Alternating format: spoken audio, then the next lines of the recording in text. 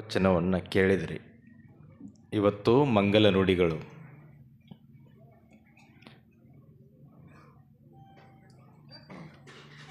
ಶಾಸ್ತ್ರಿಗಳು ಬಹಳ ಸುಂದರವಾಗಿ ಮಂಗಲದ ನುಡಿಗಳನ್ನು ಹೇಳಿದರು.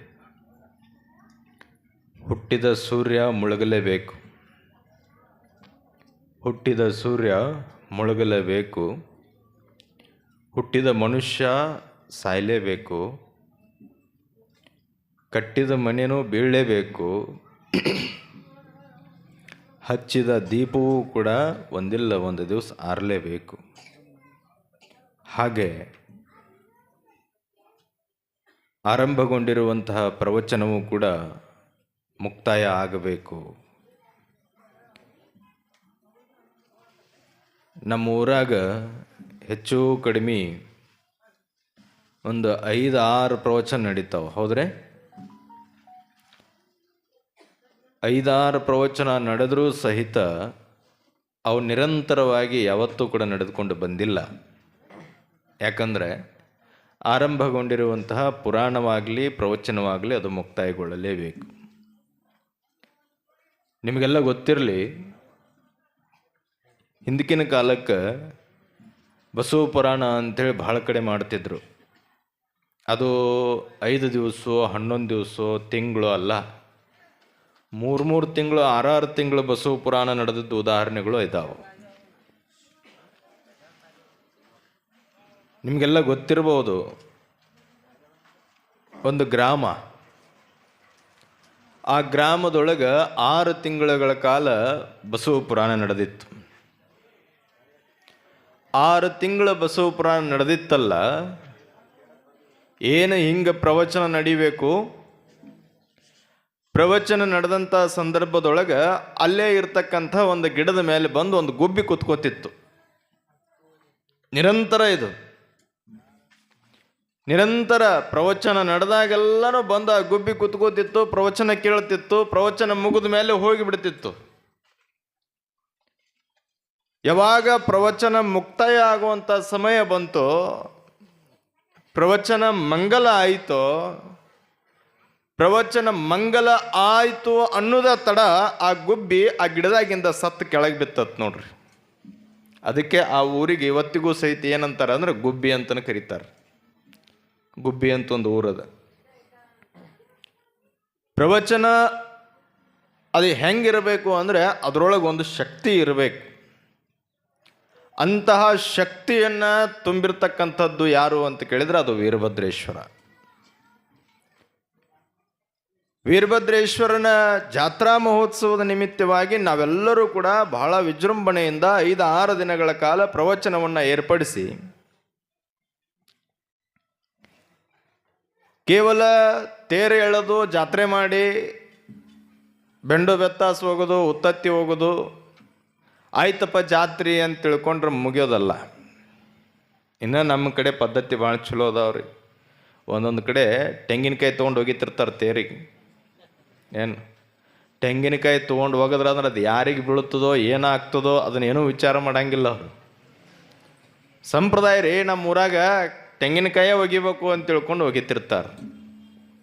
ಆದರೆ ನಾವೆಲ್ಲರೂ ಕೂಡ ತೇರು ಎಳೆಯುವಂಥ ಸಂದರ್ಭದೊಳಗೆ ಭಕ್ತಿಯಿಂದ ಶ್ರದ್ಧೆಯಿಂದ ನಾವು ಏನೋ ಆ ತೇರಿಗೆ ಸಮರ್ಪಣೆ ಮಾಡಿದರೂ ಸಹಿತ ಅದನ್ನು ನಾವು ಶ್ರದ್ಧೆಯಿಂದ ಮಾಡಬೇಕಾಗ್ತದೆ, ಭಕ್ತಿಯಿಂದ ಮಾಡಬೇಕಾಗ್ತದೆ. ಹಂಗೆ ಮಾಡಿದ್ರೆ ಮಾತ್ರ ಅದು ವೀರಭದ್ರೇಶ್ವರನಿಗೆ ಮುಟ್ತದ. ಕೆಲವು ಸಂದರ್ಭದೊಳಗೆ ತೇರಿನ್ಯಾಗ ಒಬ್ಬೊಬ್ರು ಸ್ವಾಮಿಗಳ್ನ ಕೂಡಿಸ್ತಾರ್ರಿ. ನೀವು ಎಲ್ಲ ನೋಡಿರ್ಬೋದಲ್ಲ. ಎಲ್ಲಿ ಹೇಳ್ರಿ? ಇಲ್ಲೇ ಹಿಂಗೆ ಕೈ ಮಾಡಕತ್ತಾಳ ನಮ್ಮವ್ವ. ಬಳ್ಳೂರು ದಾರಿಗೆ ಐತೇನ್ರಿ? ನಾಗರಾಳ ಸರ್ವೇದಾಗ ಬರ್ತೈತೆ ಅದು. ಅಲ್ಲೇ ನೀವು ಹತ್ತಿರ ಜರ ನಮ್ಮನ್ನು ಹತ್ಸಾಕ್ ನೋಡಿದ್ರೆ ಭಾಳ ಸಲ. ಆದ್ರೆ ನಾ ಏನು ಹತ್ತಿಲ್ಲ. ಅಲ್ಲಿ ಒಬ್ರನ್ನ ಯಾರನ್ನಾರ ಹತ್ತಿಸಿ ಕೈ ಬಿಟ್ಬಿಡ್ತೇವೆ ನಾವು. ಆ ತೇರಿಗೆ ಹೋಗಿ ಉತ್ತತ್ತಿ ಬೇರೆ ಇರ್ತಾವ್ರಿ, ಆ ತೇರಿನ್ಯಾಗ ಕುಂತವ್ರಿಗೆ ಹೋಗಿ ಉತ್ತತ್ತಿ ಬೇರೆ ಇರ್ತಾವ. ಮತ್ತು ಅಂದ್ರೆ ಉತ್ತತ್ತಿ ಒಂದ, ಆದ್ರೆ ಮನಸ್ಸು ಬೇರೆ ಇರ್ತಾವ. ಅದನ್ನು ಹೇಳಕತ್ತೀನಿ ನಾನು ನಿಮಗೆ. ಏನ್ರಿ ಹಂಗೆ ಇವತ್ತು ನೀವೆಲ್ಲರೂ ಸಹಿತ ವೀರಭದ್ರೇಶ್ವರನ ರಥೋತ್ಸವ ಮಾಡಿದ್ರಿ. ಇಲ್ಲಿ ಭಾವ ಬಹಳ ಮುಖ್ಯ. ಏನ್ರಿ ನಮ್ಮ ಭಾವದೊಳಗೆ ಭಕ್ತಿ ಇತ್ತು ಅಂದ್ರೆ ವೀರಭದ್ರೇಶ್ವರನಿಗೆ ಮುಟ್ತದೆ. ನಮ್ಮ ಭಾವದೊಳಗೆ ಭಕ್ತಿ ಅದು ಕಲ್ಮಶವಾಗಿತ್ತು ಅಂದ್ರೆ ಅದೇನು ವೀರಭದ್ರೇಶ್ವರ ಮುಟ್ಟಂಗಿಲ್ಲ. ಒಮ್ಮೆ ಒಂದು ಗಿಳಿ ಇತ್ತಂತ ಒಂದು ಮನೆಯೊಳಗೆ. ಒಂದು ಗಿಳಿ ಇತ್ತು. ಆ ಗಿಳಿ ಎಲ್ಲಿತ್ತು ಅಂತ ಕೇಳಿದ್ರೆ ಬಂಗಾರದ ಪಂಜರದೊಳಗಿತ್ತು. ಅದು ಬಂಗಾರದ ಪಂಜರದೊಳಗಿತ್ತು. ಅದಕ್ಕೆ ಏನಾರ ಹಣ್ಣು ಕೊಡಬೇಕು ಅಂದ್ರೆ ಬೆಳ್ಳಿ ಪ್ಲೇಟ್ನೊಳಗೆ ಹಣ್ಣು ಕೊಡ್ತಿದ್ರಂತ ಅವ್ರ ಮನೆಯವರು. ಅವಾಗ ಆ ಗಿಳಿಗೆ ನೋಡಿ ಅಂತಿದ್ರಂತ, ನೋಡಪ್ಪ ನಿಂದೆ ಅಂತ ದೈವ, ಕೆಲವರಿಗೆ ತಿನ್ನಾಕೇನೂ ಇರೋದಿಲ್ಲ, ಅಂತಾದ್ರಾಗ ನೀ ಬಂಗಾರದ ಪಂಜರದೊಳಗದಿ ಬೆಳ್ಳಿ ಪ್ಲೇಟ್ನ್ಯಾಗ ತಿಂತಿ ಅಂತ ತಿಳ್ಕೊಂಡು ಗಿಳಿಗೆ ಹೇಳಿದ್ರೆ ಗಿಳಿ ಹೇಳ್ತಿತ್ತಂತ, ಬಂಗಾರ ಗಿಂಗಾರ ನನಗೆ ಬೇಕಾಗಿಲ್ಲ ತಮ್ಮ, ಅದು ನಿಮಗೆ ಬೇಕಾಗೈತಿ. ನನ್ನ ಬಂಗಾರದ ಪಂಜರದೊಳಗೆ ನೀವು ಯಾಕೆ ಇಟ್ಟಿರಿ ಅಂದ್ರೆ ಬಂದವ್ರಿಗೆ ತೋರ್ಸಾಕ ಬಂಗಾರದ ಪಂಜರದಾಗ ಇಟ್ಟಿರಿ. ನನಗೆ ಈ ಒಂದೀಟ್ ಕೀಲಿ ತೆಗಿ, ಇದನ್ನು ನಾ ಚಂದ ಇರ್ತೀನಿ, ನಾ ಸಂತೋಷವಾಗಿರ್ತೀನಿ, ಹಾಡ್ಕೋತ ಚಂದ ಇರ್ತೀನಿ ಅಂತ ತಿಳ್ಕೊಂಡು ಹೇಳ್ತಿತ್ತಂತ ಗಿಳಿ. ಹಂಗೆ ನಮಗೂ ಏನಾಗಿಬಿಟ್ಟದ ಅಂದ್ರೆ ನಾವು ಎಲ್ಲ ಭಾಳ ಚಲೋ ಅದೇವು. ಹೆಂಗದೀವಿ ಅಂದ್ರೆ ಬಂಗಾರದ ಪಂಜರದೊಳಗಿದ್ದಂಗೆ ಅದೇವು, ಬೇಕಾದ್ದೆಲ್ಲ ತಿಂತೇವು.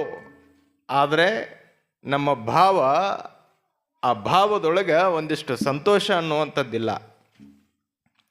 ಆ ಸಂತೋಷ ಅನ್ನುವಂಥದ್ದು ನಮಗೆ ಸಿಗಬೇಕಾಗಿತ್ತು ಅಂತ ಕೇಳಿದರೆ ನಾವಿಂತಹ ಪ್ರವಚನವನ್ನು ಕೇಳಬೇಕು. ಒಬ್ಬ ಶ್ರೀಮಂತನ ಮನೆಯೊಳಗೆ ಒಂದು ನಾಯಿ ಇತ್ತಂತ್ರಿ. ಆ ನಾಯಿ ಹೆಂಗಿತ್ತು ಅಂದ್ರೆ ಭಾಳ ಆರಾಮಿತ್ತದು. ಅದನ್ನು ನೋಡಕ್ಕೆ ಒಬ್ಬ ಆಳ್ರಿ. ಏನ್ರಿ ನಾಯಿಯನ್ನು ಮನೆ ಕೈಯಾಕೆ ಇಟ್ಕೊಂಡಿರ್ತಾರೋ ಏನು ಅದನ್ನು ಕೈಯಾಕೆ ಒಬ್ಬನ ಇಟ್ಕೊಂಡಿರ್ತಾರೋ ಗೊತ್ತಿಲ್ಲ.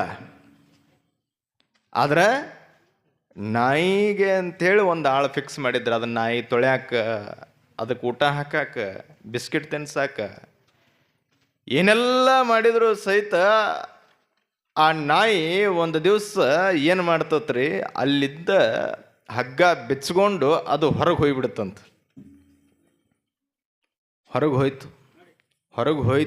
ಹೊರಗೆ ಹೋದ ಮ್ಯಾಗ ಹೇಳ್ತೇನೆ ನಿಮಗೆ, ಅಲ್ಲಿ ಒಂದು ಬೀದಿ ನಾಯಿ ಇತ್ತು. ಆ ಬೀದಿ ನಾಯಿ ಜೊತೆಗೆ ತನ್ನ ಸ್ನೇಹ ಪ್ರಾರಂಭ ಮಾಡ್ತದು. ಸ್ನೇಹ ಯಾವಾಗ ಶುರು ಆಯಿತೋ ಅವಾಗ ಆ ಬೀದಿ ನಾಯಿ ಈ ಶ್ರೀಮಂತನ ಮನೆ ನಾಯಿಯನ್ನು ಎಲ್ಲ ಕಡೆ ಕರ್ಕೊಂಡು ಹೋಗ್ತಿತ್ತಂತ. ಊರೆಲ್ಲ ತಿರುಗಾಡಿ ಕರ್ಕೊಂಡು ಬಂತು. ಅಷ್ಟೊತ್ತಿಗೆ ಸಂಜೆ ಆಗಿತ್ತು. ಈ ಶ್ರೀಮಂತನ ಮನೆ ನಾಯಿ ಹೇಳತ್ತಂತ, ಆಯ್ತಪ್ಪ ನಾ ಇನ್ನು ಹೋಗಿ ಬರಲೆ ಅಂತು. ಯಾಕೋ ಅಂದ, ಅಲ್ಲೋ ಇಟ್ಟೆಲ್ಲ ಚಂದ ಅಡ್ಡಾಡಿದಿ ಮಾಡಿದಿ ಎಲ್ಲ ಆತು, ಮತ್ತಿಟ್ಟೆಲ್ಲ ಸ್ವತಂತ್ರ ಅದಿ ನೀನು, ಮತ್ತೆ ಯಾಕೆ ಅಲ್ಲಿಗೆ ಹೊಕ್ಕೇನಂತಿ ಏನು ತಿಳ್ಕೊಂಡು ಬೀದಿ ನಾಯಿ ಕೇಳಿದಾಗ ಆ ನಾಯಿ ಹೇಳ್ತಂತ, ನೋಡಪ್ಪ ನಾ ಆ ಮನೆಯೊಳಗೆ ಏನದಿನಲ್ಲ, ಆ ಮನೆಯೊಳಗೆ ನನ್ನ ನೋಡಾಕಂತನ ಒಬ್ಬ ಆಳಿಟ್ಟಾರ. ಮತ್ತು ಆ ಮನೆಯೊಳಗೆ ಎಲ್ಲರೂ ನನಗೆ ಏನಂತ ಕರೀತಾರ ಅಂದ್ರೆ ಕಿಂಗ್ ಅಂತ ಕರೀತಾರ. ಏನ್ರಿ ಆ ಮನಿ ಕಿಂಗ್ ಆ ಮನಿ ಕಿಂಗ್ ಅಂತ ತಿಳ್ಕೊಂಡು ನಾ ಅಲ್ಲಿ ಹೋಗಲಿಲ್ಲ ಅಂದ್ರೆ ಇನ್ಯಾರಿಗೆ ಕಿಂಗ್ ಅನ್ನಿಸ್ಕೋಬೇಕು ಅಂತಾರ ಅವರು. ಇನ್ನು ನಾ ಇಲ್ಲಿ ಉಳಿದ್ನಿ ಅಂದ್ರೆ ನನಗೆ ಯಾರು ಕಿಂಗ್ ಅನ್ನಬೇಕು? ಯಾರೂ ಕಿಂಗ್ ಅನ್ನಂಗಿಲ್ಲ ನನಗೆ. ಇದು ಯಾವುದೋ ನಾಯಿ ಐತೆ ಸರಿ ಅಂತ ತಿಳ್ಕೊಂಡು ಓಡಿಸ್ಬಿಡ್ತಾರೆ. ಅದಕ್ಕೆ ನಾವು ಅಲ್ಲಪ್ಪ ಇಲ್ಲಿರೋದು, ನಾ ಅಲ್ಲಿ ಹೋಗಿ ಕಿಂಗ್ ಆಗಿರಬೇಕು ಅಂತ ತಿಳ್ಕೊಂಡು ಹೇಳುತ್ತಂತ. ನಾವು ಕೂಡ ಹಂಗೆ ಹೊಂಟೀವಿ. ಹೆಂಗ್ರಿ, ನಮ್ಮ ಮನಸ್ಸಿನೊಳಗೆ ಒಂದಿಷ್ಟು ಭಾವನೆಗಳದಾವ. ಆ ಭಾವನೆಗಳೆಲ್ಲ ಹೆಂಗಾಗಿಬಿಟ್ಟಾವ ಅಂದ್ರೆ ಸಂಕುಚಿತ ಆಗಿಬಿಟ್ಟಾವ. ಅದಕ್ಕೆ ಮುಕ್ತತೆ ಅನ್ನುವಂಥದ್ದಿಲ್ಲ, ಸ್ವತಂತ್ರತೆ ಅನ್ನುವಂಥದ್ದಿಲ್ಲ. ಹಾಗಾಗಿ ನಾವೆಲ್ಲ ಏನು ಮಾಡಕತ್ತೀವಿ ಅಂದ್ರೆ ನಮಗೆಲ್ಲರೂ ಜನ ಹೊಗಳಬೇಕು, ನನ್ನ ಹೆಸರು ಹಿಡ್ಕೊಂಡು ಎಲ್ಲರೂ ಇವತ್ತು ನನ್ನ ಜಪ ಮಾಡಬೇಕು ಅಂತ ತಿಳ್ಕೊಂಡು ನಾವೆಲ್ಲರೂ ಕೂಡ ಹೊಂಟಿವಲ್ಲ. ಹಂಗೆ ಹೋಗೋದು ತಪ್ಪದೆ. ನಮ್ಮ ಕೆಲಸ ನಾವು ಮಾಡಬೇಕಷ್ಟೇ. ಯಾರನ್ನೋ ಮೆಚ್ಚಿಸೋದಕ್ಕೋಸ್ಕರವಾಗಿ ನಾವು ಕೆಲಸ ಮಾಡೋದಲ್ಲ. ಯಾರೋ ಒಂದಿಷ್ಟು ನಮ್ಮನ್ನು ಎತ್ತಿ ಹಿಡ್ಕೊತಾರ, ಮ್ಯಾಲೆ ಒಯ್ತಾರ ಅಂತ ತಿಳ್ಕೊಂಡು ಅವ್ರ ಸಲುವಾಗಿ ನಾವು ಕೆಲಸ ಮಾಡೋದಲ್ಲ. ನಾವು ನಮ್ಮ ಸಂತೋಷಕ್ಕಾಗಿ ಕೆಲಸ ಮಾಡಬೇಕು, ನಮ್ಮ ಸಂತೋಷಕ್ಕಾಗಿ. ಅಂತಹ ಸಂತೋಷವನ್ನು ಕಲಿಸಿಕೊಡುವಂಥದ್ದು ಯಾವುದು ಅಂತ ಕೇಳಿದರೆ ಅದು ಪ್ರವಚನ. ನಿಮಗೆ ಇನ್ನೊಂದು ಉದಾಹರಣೆ ಕೊಟ್ಬಿಡ್ತೀನಿ ನಾನು. ಈಗ ಯಾರು ಎಮ್ಮೆ ಹಿಡ್ಕೊಂಡು ಹೊಂಟಿರ್ತಾರೆ ನೋಡ್ರಿ, ಮುಂದೆ ಹೋಗಿರ್ತಾರ, ಹಿಂದೆ ಎಳ್ಕೊತ ಹೋಗಿರ್ತಾರೆ. ಅದು ಬರಾಕ್ ಒಲ್ಲೆ ಅಂತಿರ್ತದೆ. ನೀವೇನು ಮಾಡಿರಿ, ಹಗ್ಗ ಕಟ್ಟಿ ಅದಕ್ಕೊಂದು ಬಂಧನ ಮಾಡಿರಿ. ಹಿಂಗೆ ಎಳ್ಕೋತ ಹೋಗ್ತಿರ್ತೀರಿ. ಅದು ಒಲ್ಲ ಅನ್ಕೋತ ಬರ್ತಿರ್ತದೆ ನಿಮ್ಮ ಹಿಂದಿಂದ. ಅಷ್ಟರೊಳಗನೆ ಒಂದು ಟ್ರ್ಯಾಕ್ಟರ್ ಬರ್ತದೆ ತಿಳ್ಕೊರಿ. ಆ ಟ್ರ್ಯಾಕ್ಟರ್ ಆವಾಜಿಗೆ ಎಮ್ಮೆ ಗಾಬರಿಯಾಗಿ ಇದ್ದದ್ದು ಹಗ್ಗ ಸಹಿತ ಕಸ್ಕೊಂಡು ಓಡೋಗಿಬಿಡ್ತವೆ. ಅವಾಗ ನೀವೇನು ಮಾಡ್ತೀರಿ? ನೋಡ್ಕೋತ ನಿಂದಿರ್ತೀರ? ಏನು ಮಾಡ್ತೀರಿ? ನೀವು ಅದರ ಹಿಂದಿಂದ ಓಡ್ತೀರಿ. ಮೊದಲ ನೀವು ಮುಂದೆ ಇದ್ರಿ, ಅದು ನಿಮ್ಮ ಹಿಂದಿಂದ ಬರ್ತಿತ್ತು, ಅದಕ್ಕೊಂದು ಬಂಧನ ಇತ್ತು. ಈಗ ಅದು ಓಡಿ ಹೊಂಟದ, ಅದರ ಹಿಂದಿಂದ ನೀವು ಹೊಂಟಿರಿ, ಅದರ ಬಂಧನ ಇಲ್ಲ. ಇಲ್ಲಿ ಬಂಧನ ಇದ್ರೂ ಸಹಿತ ಅದು ನಿಮಗೆ ಕಾಣೋದಿಲ್ಲ. ಅದು ಎಂಥ ಬಂಧನ ಅಂತ ಕೇಳಿದ್ರೆ ಅದು ಭಾವ ಬಂಧನ. ಇದು ನನ್ನ ಎಮ್ಮಿ ಅಂತ ತಿಳ್ಕೊಂಡು ಏನೋ ಒಂದು ಭಾವ ಇರ್ತದಲ್ಲ, ಅದು ನಿಮ್ಮನ್ನು ಓಡಿಸ್ತದ. ಹಂಗೆ ನಾವು ನಾನು ನಂದು ಇದೆಲ್ಲನೂ ನಂದ ಅಂತ ತಿಳ್ಕೊಂಡು ನಾವು ಏನು ಮಾಡಕತ್ತೀವಿ ಅಂದ್ರೆ ಒಂದು ಭಾವದೊಳಗೆ ತುಂಬಿಕೊಂಡು ಹೊಂಟೀವಿ. ಈ ಪ್ರವಚನ ಏನು ಮಾಡ್ತದೆ ಅಂತ ಕೇಳಿದರೆ, ನಾನು ನನ್ನದು ಅನ್ನುವಂಥ ಅಹಂಕಾರವನ್ನು ಕಿತ್ತು ಹಾಕ್ತದೆ. ಅಂತಹ ಪ್ರವಚನವನ್ನು ತಾವೆಲ್ಲರೂ 5-6 ದಿವಸಗಳ ಕಾಲ ಇಲ್ಲಿ ಕೇಳಿದಿರಿ.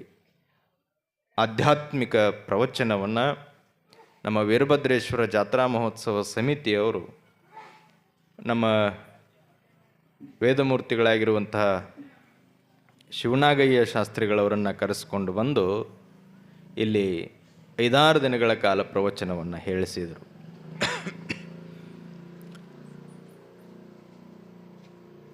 ಅವರು ಬಹುಶಃ ಬಂದಿದ್ದು ಇದೇ ಮೊದಲು ಅನ್ಸುತ್ತೆ ಬೆಳಿಗ್ಗೆಗೆ. ಹೌದ್ರಿ? ನೋಡ್ರಿ, ಬಸವಂತೇವ್ರ ಗುಡಿಗೆ ಹೇಳ್ಯಾರಂತ ಅವ್ರು 1 ವರ್ಷ. ಅವ್ರನ್ನ ಹೊಳ್ಳೆ ಕರೆಸೋದು ಯಾಕೆ ಅಂದ್ರೆ ಅವ್ರು ಚಲೋ ಪ್ರವಚನಕಾರರು ಅಂತ. ಅಥವಾ ಮೊದಲನೇ ವರ್ಷ ಬಂದಾರ ಅಂತಂದ್ರು ಸಹಿತ ಅವರು ಚಲೋ ಹೇಳ್ತಾರ ಅನ್ನೋ ಕಾರಣಕ್ಕೆ ಅವ್ರನ್ನ ನಾವಿಲ್ಲಿ ಕರೆಸಿರ್ತೀವಲ್ಲ. ಅದೇ ಪ್ರಕಾರವಾಗಿ ನಮ್ಮ ಶಿವನಾಗಯ್ಯ ಶಾಸ್ತ್ರಿಗಳವರು ಸಹಿತ 5-6 ದಿನಗಳ ಕಾಲ ಪ್ರತಿದಿನ ಒಬ್ಬೊಬ್ಬ ಮಹಾತ್ಮರನ್ನು ಕರ್ಕೊಂಡು ಬಂದು ಅವರನ್ನು ನಿಮಗೆ ದರ್ಶನ ಮಾಡಿಸಿ, ಅವರು ಏನು ಸಂದೇಶವನ್ನು ಕೊಟ್ಟರು ಈ ಜಗತ್ತಿಗೆ ಅಂತ ತಿಳ್ಕೊಂಡು ಬಹಳ ಸುಂದರವಾಗಿ ತಮ್ಮ ವಚನಗಳ ಮೂಲಕ ಪ್ರವಚನವನ್ನು ನೀಡಿದ್ದಾರೆ. ಆ ಎಲ್ಲ ವೀರಭದ್ರೇಶ್ವರ ಜಾತ್ರಾ ಮಹೋತ್ಸವ ಸೇವಾ ಸಮಿತಿಯವರು ಶಿವನಾಗಯ್ಯ ಶಾಸ್ತ್ರಿಗಳವ್ರನ್ನ ಕರ್ಕೊಂಡು ಬಂದು ಇಲ್ಲಿ ಬಹಳ ಒಳ್ಳೆಯ ಕೆಲಸವನ್ನು ಮಾಡಿದ್ದಾರೆ ಅಂತ ತಿಳ್ಕೊಂಡು ಹೇಳಲಿಕ್ಕೆ ನನಗೆ ಬಹಳ ಸಂತೋಷ ಅನ್ನಿಸ್ತದೆ ಅನ್ನುವಂಥ ಮಾತನ್ನು ಈ ಸಂದರ್ಭದಲ್ಲಿ ಹೇಳುತ್ತೇನೆ. ಹಾಗೆ ಇಲ್ಲಿ ಈ ಜಾತ್ರಾ ಮಹೋತ್ಸವದ ಸಂಪೂರ್ಣ ನೇತೃತ್ವವನ್ನು ವಹಿಸ್ಕೊಂಡಂಥವ್ರು ಯಾರು ಅಂತ ಕೇಳಿದರೆ ನಮ್ಮ ಹುಚ್ಚೇಶ್ವರ ಮಠದ ಫಕೀರಯ್ಯ ಸ್ವಾಮಿಗಳವರು. ಹೆಜ್ಜೆಗೂ ಆ ಜಾತ್ರಾ ಸಮಿತಿಯವರಿಗೆ ಹಿಂಗೆ ಮಾಡ್ರಪ್ಪ, ಈ ರೀತಿ ಮಾಡಿರಿ, ಹಂಗೆ ಮಾಡಿರಿ ಅಂತ ತಿಳ್ಕೊಂಡು ಎಲ್ಲ ಮಾರ್ಗದರ್ಶನವನ್ನು ಮಾಡ್ತಾ ವೀರಭದ್ರೇಶ್ವರ ಜಾತ್ರೆ ಬಹಳ ಸರ್ವಾಂಗ ಸುಂದರವಾಗಿ ನೆರವೇರಬೇಕಾಗಿತ್ತು ಅಂತ ಕೇಳಿದರೆ ಆ ಸಮಿತಿಯವರು ಎಷ್ಟು ಶ್ರಮ ವಹಿಸಿದ್ದಾರೆ, ಈ ಗ್ರಾಮದ ಎಲ್ಲ ಹಿರಿಯರು ಏನು ಶ್ರಮ ವಹಿಸಿದ್ದಾರೆ, ಅಷ್ಟೇ ಮಾರ್ಗದರ್ಶನ ಪೂರ್ವಕವಾಗಿರ್ತಕ್ಕಂಥ ಮಾರ್ಗದರ್ಶನವನ್ನು ಎಲ್ಲರಿಗೂ ನೀಡಿ ಜಾತ್ರೆ ಯಶಸ್ವಿ ಆಗಲಿಕ್ಕೆ ನೇತೃತ್ವ ವಹಿಸ್ಕೊಂಡವರು ಅಂತ ಕೇಳಿದರೆ ನಮ್ಮ ಫಕೀರಯ್ಯ ಸ್ವಾಮಿಗಳವರು. ಅಂಥ ಪೂಜ್ಯರು ಇವತ್ತು ಈ ಜಾತ್ರಾ ಮಹೋತ್ಸವ ಸಮಿತಿನ ಮುಂದೆ ಹಾಕ್ಕೊಂಡು ಎಲ್ಲರನ್ನ ಮುಂದೆ ಹಾಕ್ಕೊಂಡು ಜಾತ್ರೆಯನ್ನು ಯಶಸ್ವಿ ಮಾಡಿದ್ದಾರೆ. ಅಂತಹ ಫಕೀರಯ್ಯ ಸ್ವಾಮಿಗಳವರಿಗೂ ಕೂಡ ನಾನು ಅಭಿನಂದನೆಗಳನ್ನು ಈ ಸಂದರ್ಭದಲ್ಲಿ ಸಲ್ಲಿಸಲಿಕ್ಕೆ ಬಯಸ್ತೇನೆ. ಹಾಗೆ ತಮಗೆಲ್ಲರಿಗೂ ಸಹಿತ 5-6 ದಿನಗಳ ಕಾಲ ಸಂಗೀತದ ಸೇವೆಯನ್ನು ಸಲ್ಲಿಸಿರುವಂತಹ ನಮ್ಮ ಮಂಜುನಾಥ್ ಅವರು, ಹಾಗೆ ಗಜಾನನ್ ಅವರು, ಇವತ್ತು ವಿಶೇಷವಾಗಿ ಸೇವೆಯನ್ನು ಸಲ್ಲಿಸಿರುವಂಥ ನಮ್ಮ ಸುರೇಶ್ ಅವರು, ಇವರೆಲ್ಲರೂ ಸಹಿತ ಸಂಗೀತದೊಂದಿಗೆ ತಮ್ಮ ಸೇವೆಯನ್ನು ಈ ಜಾತ್ರಾ ಮಹೋತ್ಸವಕ್ಕೆ ಸಲ್ಲಿಸಿದ್ದಾರೆ. ಅವರಿಗೂ ಸಹಿತ ಆ ವೀರಭದ್ರೇಶ್ವರನ ಆಶೀರ್ವಾದ ಸದಾಕಾಲ ಇರಲಿ ಅಂತ ತಿಳ್ಕೊಂಡು ನಾನು ಹಾರೈಸ್ತೇನೆ. ಹಾಗೆ ನಮ್ಮ ವೇದಿಕೆ ಮೇಲೆ ಉಪಸ್ಥಿತರಿರ್ತಕ್ಕಂಥ ಮೈಬೂ ಸಾಬ್ ಅವರು ಕೂಡ ಈ ಸಂದರ್ಭದಲ್ಲಿ ಅವರನ್ನು ಸಹಿತ ನಮ್ಮ ಸಮಿತಿಯವರು ಇಲ್ಲಿ ಗೌರವಿಸಿದರು. ಅವರು ಸಹಿತ ಇಂಥ ಅನೇಕ ಸಾಮಾಜಿಕ ಧಾರ್ಮಿಕ ಕಾರ್ಯದೊಳಗೆ ತಮ್ಮನ್ನು ತಾವು ತೊಡಗಿಸಿಕೊಳ್ತಕ್ಕಂಥ ವ್ಯಕ್ತಿಯವರು. ಅವರೂ ಸಹಿತ ಈ ಜಾತ್ರೆಯ ಸಂದರ್ಭದಲ್ಲಿ ತಮ್ಮ ಸೇವೆಯನ್ನು ಸಲ್ಲಿಸಿದ್ದಾರೆ. ಅವರಿಗೂ ಸಹಿತ ಆ ಭಗವಂತ ಒಳ್ಳೆಯದನ್ನು ಮಾಡಲಿ ಅಂತ ತಿಳ್ಕೊಂಡು ನಾನು ಹಾರೈಸ್ತೇನೆ. ಜೊತೆಗೆ ಈ ಜಾತ್ರಾ ಮಹೋತ್ಸವ ಸಮಿತಿಯವರು ಸಹಿತ ಎಲ್ಲರನ್ನ ಮುಂದೆ ಹಾಕ್ಕೊಂಡು ಎಲ್ಲ ಹಿರಿಯರ ಮಾರ್ಗದರ್ಶನದೊಳಗೆ ಈ ವರ್ಷದ ಜಾತ್ರೆಯನ್ನು ಸುಂದರವಾಗಿ ಮಾಡಿಕೊಟ್ಟಿದ್ದಾರೆ. ಅವರಿಗೂ ಸಹಿತ ಆ ವೀರಭದ್ರೇಶ್ವರನ ಕೃಪೆ ಆಶೀರ್ವಾದ ಸದಾಕಾಲ ಆ ಸಮಿತಿಯವರಿಗಿರಲಿ, ಆ ಸಮಿತಿಯವರ ಪರಿವಾರಕ್ಕೂ ಕೂಡ ಇರಲಿ ಅಂತ ತಿಳ್ಕೊಂಡು ನಾನು ಆ ವೀರಭದ್ರೇಶ್ವರನಲ್ಲಿ ಪ್ರಾರ್ಥನೆ ಮಾಡ್ತೇನೆ.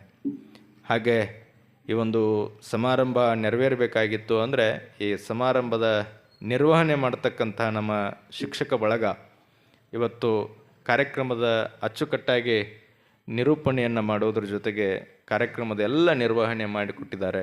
ಅವ್ರಿಗೂ ಸಹಿತ ಆ ವೀರಭದ್ರೇಶ್ವರನ ಆಶೀರ್ವಾದ ಇರಲಿ ಅಂತ ತಿಳ್ಕೊಂಡು ಹಾರೈಸಿ, ಇನ್ನು ನೀವೆಲ್ಲರೂ ಕೂತ್ಕೊಂಡು ಈ ಕಾರ್ಯಕ್ರಮಕ್ಕೆ ಒಂದು ಶೋಭೆ ತಂದು ಕೊಟ್ಟಿದ್ದೀರಿ. ನಿಮಗೂ ಸಹಿತ, ಯಾಕಂದರೆ ನೀವೇ ಬರಲಿಲ್ಲ ಅಂದ್ರೆ ಮತ್ತಿನ್ನು ಯಾರಿಗೆ ಹೇಳೋದ್ರಿ ಪ್ರವಚನ? ನೀವು ಬಂದ್ರೇ ಪ್ರವಚನ, ನೀವು ಬಂದ್ರೇ ಜಾತ್ರೆ, ನೀವು ಬಂದ್ರೇ ತೇರು, ಇಷ್ಟೆಲ್ಲ ಕಾರ್ಯಕ್ಕೂ ಕೂಡ ನೀವೇ ಕಾರಣರು ಅನ್ನುವಂಥದ್ದನ್ನು ಯಾವತ್ತೂ ಕೂಡ ಮರೆಯೋಕ್ಕೆ ಆಗೋದಿಲ್ಲ. ಅಂತಹ ಸರ್ವಾಂಗ ಸುಂದರವಾಗಿರ್ತಕ್ಕಂಥ ವೀರಭದ್ರೇಶ್ವರನ ಜಾತ್ರೆ ನಡಿಬೇಕಾಗಿತ್ತು ಅಂತ ಕೇಳಿದರೆ ನಿಮ್ಮೆಲ್ಲರ ತನು ಮನ ಧನಗಳ ದಾಸೋಹ ಏನದೆ ಆ ಎಲ್ಲವೂ ಕೂಡ ಆ ವೀರಭದ್ರೇಶ್ವರನಿಗೆ ಸಮರ್ಪಿತ ಆಗಿದೆ. ಆ ವೀರಭದ್ರೇಶ್ವರ ತಮಗೆಲ್ಲರಿಗೂ ಕೂಡ ಒಳಿತನ್ನೇ ಮಾಡಲಿ ಅಂತ ತಿಳ್ಕೊಂಡು ಆ ವೀರಭದ್ರೇಶ್ವರನಲ್ಲಿ ನಾನು ಪ್ರಾರ್ಥನೆ ಮಾಡಿಕೊಂಡು, ಮತ್ತೊಮ್ಮೆ ತಾವೆಲ್ಲರೂ ಕೂಡ ಇಂತಹ ಒಂದು ಕಾರ್ಯಕ್ರಮಕ್ಕೆ ಬಹಳಷ್ಟು ಶ್ರಮ ವಹಿಸಿದ್ದೀರಿ. ಆ ಶ್ರಮಕ್ಕೆ ತಕ್ಕ ಪ್ರತಿಫಲ ನಿಮಗೂ ನಿಮ್ಮ ಪರಿವಾರಕ್ಕೂ ಸಿಗ್ತದೆ ಅನ್ನುವಂತಹ ಮಾತನ್ನು ಈ ಸಂದರ್ಭದಲ್ಲಿ ಹೇಳಿ ತಮಗೆಲ್ಲರಿಗೂ ಕೂಡ ಶುಭವನ್ನು ಹಾರೈಸಿ ನನ್ನ ಮಾತುಗಳಿಗೆ ವಿರಾಮ ನೀಡ್ತಾ ಇದ್ದೇನೆ. ಎಲ್ಲರಿಗೂ ಶುಭವಾಗಲಿ.